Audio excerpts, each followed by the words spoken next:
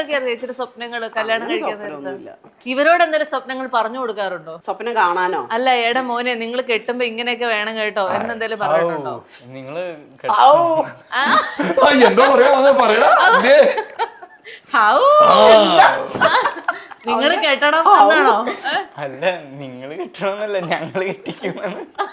ഓ അങ്ങനെ, നിങ്ങള് കെട്ടണ്ട ഞങ്ങള് കെട്ടിക്കുമെന്നോ? നോക്കിയിരുന്നോ ചേച്ചി? അതെ, നിങ്ങൾക്ക് കെട്ടണമെങ്കിൽ കെട്ടിക്കോ, ഞങ്ങൾക്ക് കിടന്നില്ല.